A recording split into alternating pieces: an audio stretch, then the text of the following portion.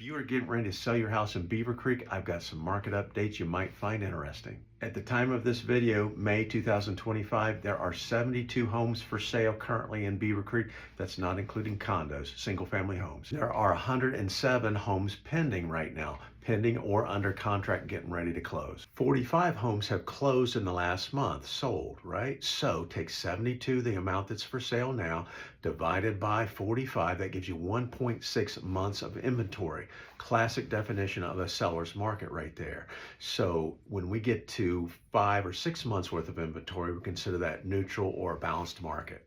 The median sale price to list price ratio has been right at 100%, meaning sellers are getting what they're asking for. Are we still getting multiple offers on properties? We are, but not nearly what we were a couple years ago. But a nice house priced appropriately was very likely to get multiple offers these days. What are buyer top priorities? Well, one of them is move-in condition. Everybody's busy these days. They don't want to paint, buyers don't. They don't want to put carpet in.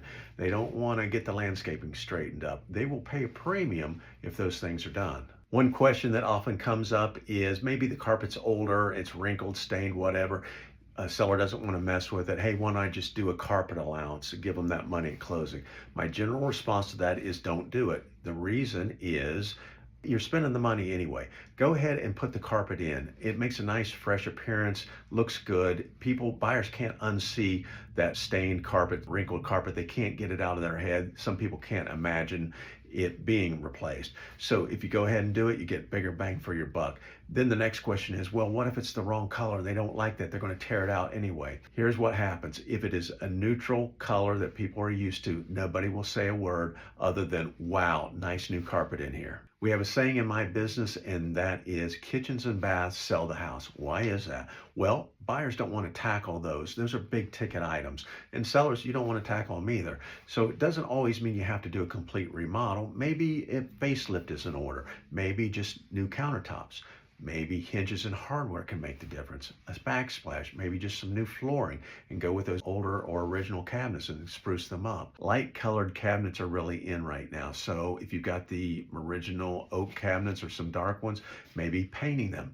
Now, I would recommend a professional for this because I've seen so many people try this themselves, end up with brush marks, runs. It just looks worse than if you just left it. So a professional can really do well on these. They oftentimes spray them, gives it a finish that looks like it's from the factory. As a seller, another thing you want to consider is getting it priced right up front.